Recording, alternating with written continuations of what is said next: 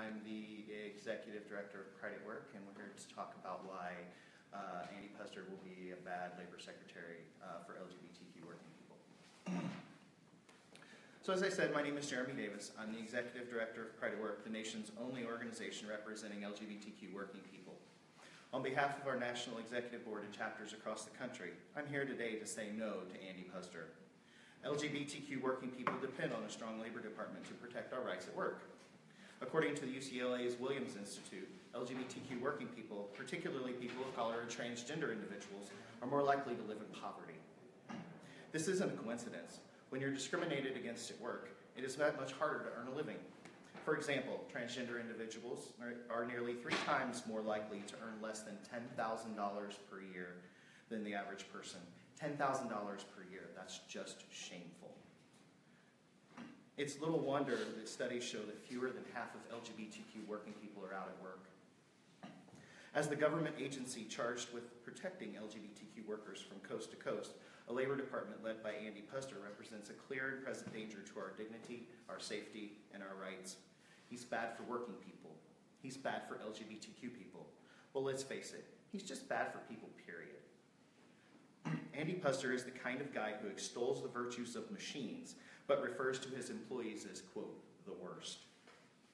He also has a long track record of labor violations. His fast food company routinely steals wages from its workers. He says a sense of accomplishment is a good substitute for overtime pay. Puzder's disdain for workers and hostility to the Labor Department's core mission is bad enough. He is also an enemy of LGBTQ Americans. Puzder helped draft the RNC's homophobic and transphobic platform. His company fails to protect transgender workers. In a survey, 15% of Puzder's employees say they were discriminated against because of their sexual orientation. So let me ask you this. Can we really trust a man who violates labor rights and LGBTQ rights at his own company to advocate for all working people? The answer, of course, is no. Hell no. It is a very challenging time to be an LGBTQ worker in America. We can still be fired in over half of all states, and too many employers lack a basic understanding about gender identity, including dignified bathroom accommodations. Andy Puzder threatens to make things very much worse. He is the opposite of what we deserve as a labor secretary. Credit Work urges every senator to vote no on Andy Puzder. Thank you. And now I'll ask Representative Takano to come speak. Thank you. Well, thank you, Jeremy. I appreciate your opening up the whole litany of reasons why we must oppose the confirmation of Mr. Puzder. I want to thank you all for being here this morning. Let me tell you why I'm here. I'm here because Andrew Puzder is unfit to be the next Secretary of Labor.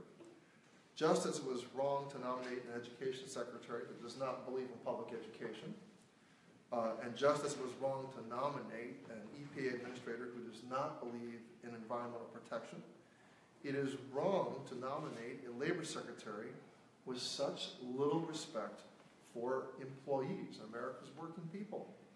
The Department of Labor's stated mission is, quote, to foster, promote, and develop the welfare of the wage earners of the United States and to improve their working conditions and to advance their opportunities for profitable employment, end quote. But throughout his tenure as the CEO of CKE Restaurants, Mr. Puzder has proven time and time again that he does not support that mission.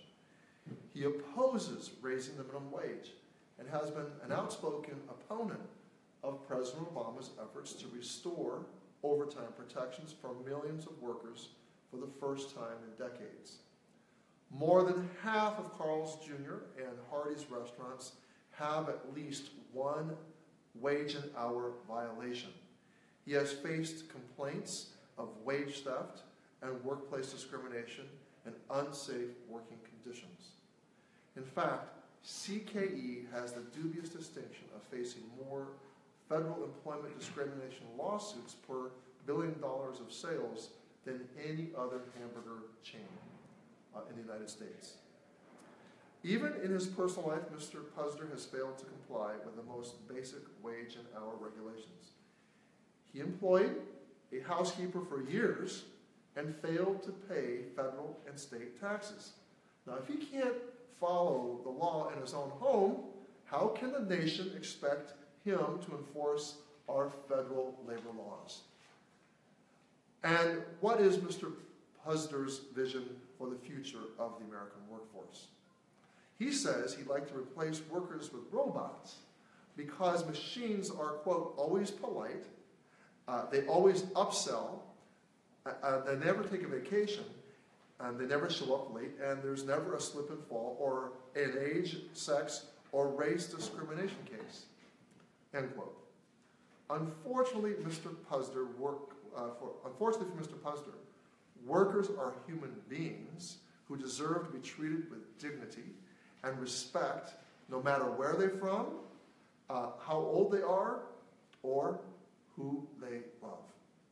We have made significant progress toward LGBT equality in the past 8 years. Don't Ask, Don't Tell was repealed. The Defense of Marriage Act was struck down. Eric Fanning became the first openly gay secretary of a U.S. military branch, and President Obama designated the first ever national monument to LGBT rights. But despite these milestones, it is still possible for an LGBT employee to get married on Sunday, post pictures on Facebook, to Facebook on Sunday, and get fired on Monday based on their sexual orientation. The workplace is the next frontier for LGBT equality, and there's no evidence that Mr. Puzder will advance that effort. For that reason alone, his nomination is unacceptable. The central premise of President Trump's campaign was that he would empower the middle class. He promised to, quote, give power back to the people, end quote. Well, how does depriving the LGBT community of workplace protections empower the middle class? How does nominating a fast food CEO to be Secretary of Labor empower the middle class? And how does suppressing wages and opposing a decent minimum wage empower the middle class? The answer is that nothing President Trump has done thus far in his presidency will support middle-class Americans. I call on my colleagues in the Senate to reject this nomination. Thank you. Thank you, Representative Takano. Now I'd like to call Andy Garcia of the Equality Federation.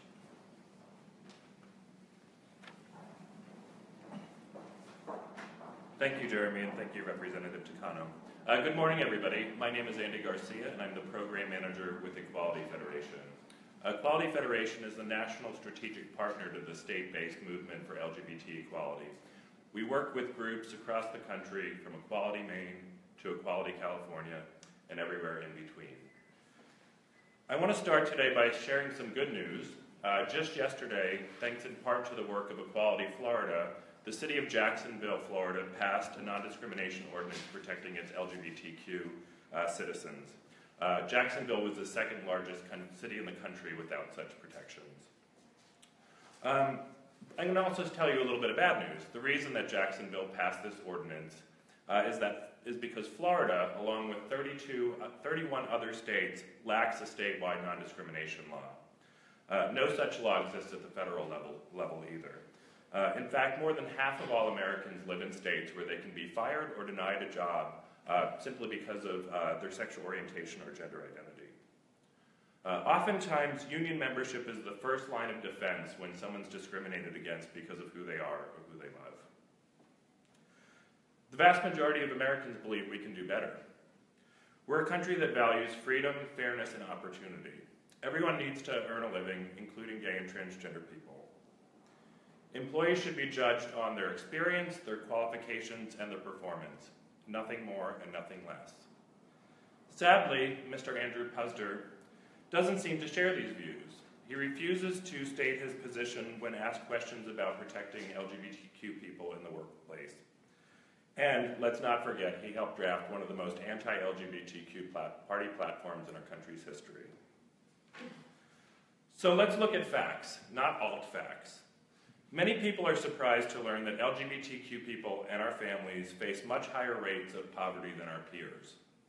Contrary to popular stereotypes, the LGBTQ community is not a quote-unquote affluent minority group. Many transgender women of color and people with HIV in particular face extraordinary barriers in finding quality employment.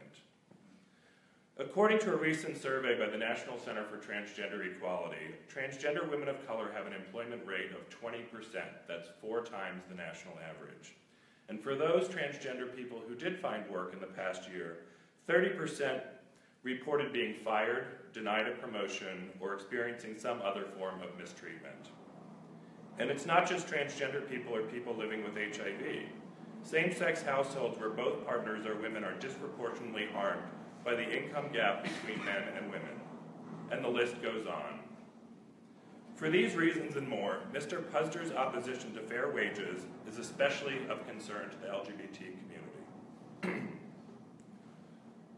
The nation's labor secretary should be someone who champions fair and equitable workplaces that benefit employers and employees alike. Someone who understands what it's like to be in a family working hard to make ends meet. Not someone who has a long history of undermining the dignity of his own employees and is currently ensnarled in a wage and labor lawsuit. We need a Secretary of Labor who understands that discrimination is not only bad for workers, it's bad for business. Equality Federation stands with our nearly 40 state members, Pride at Work, Representative Takano, and the 19,000 people who signed our petition in firm opposition to Mr. Andrew Puzder for Labor Secretary. Last but not least, I'm proud to stand with our member in the great state of Wyoming, Wyoming Equality. And with that, I'm going to turn it over to my wonderful colleague, Sarah Burlingame from Wyoming Equality.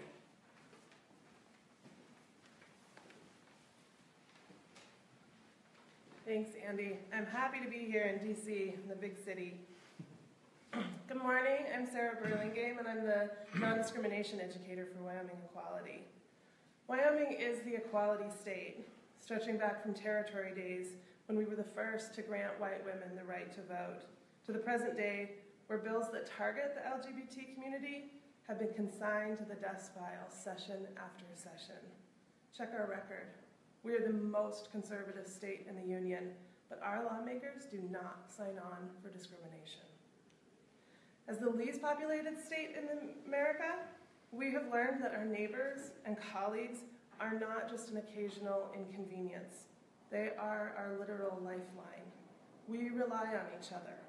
When you're stuck in a snowdrift outside Elk Mountain, in calving season, when the grocery trucks just can't make it through the Lincoln Pass, we show up for each other. We have to. And while we consistently beat bad bills that target the LGBT community, we don't have a single statewide protection to protect housing or hiring. We look to the federal government. We look to you, trusting you to pass laws to protect all of us. That reliance on the federal government to protect our workers, LGBT and otherwise, is put into serious jeopardy with a nominee like Andrew Puzder. He doesn't value fairness. He doesn't think that workers deserve the dignity of our private lives. I wish we had the ability to track the number of people this affects in our workforce. The Wyoming Department of Workforce Services has bemoaned the catch-22 that is our current predicament. Without a law that calls out the discrimination in our LGBT workforce, there are no meaningful statistics on its prevalence. But I can tell you that my friend AJ has spent nights at my kitchen table relating his struggle as a trans man who faces harassment at his job from a supervisor. And this is despite his many commendations, for performances and outstanding service. His managers and HR department tell him they are grasping at straws when it comes to defending him. The laws are simply not there to protect him. And that is a damn shame, because he is the coworker who will cover for you when your kid is sick. He's the coworker who will pull out my puny little Prius when it gets stuck in that staple of Wyoming life, the dreaded snowdrift. He shows up for me. By God, I want our laws to show up for him. Our Republican governor, Matt Mead, just called on the Wyoming legislature to stop drafting bills like Wyoming House Bill 135 That's a FOTA bill, or Wyoming House Bill 244, an anti-transgender bathroom ban that targets the LGBT community. Governor Meade showed real leadership and exemplified the values of my great state when he said, "These bills need to stop. They lead to the bullying and the harassment of gay and transgender students, and you need to stop." And he's right. We need to stop. From high noon to Cool Hand Luke, standing up to bullies is a Western value. It's an American value. It's my value. And it's what I expect from my government. So Mr. Puzder, with his snide rhetoric about workers of all stripes, he's a bully. And Wyoming doesn't kneel to the pressure of bullies. And you shouldn't either. Thank you.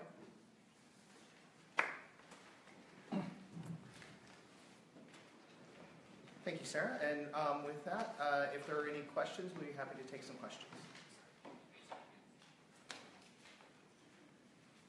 All right. Thank you all for coming.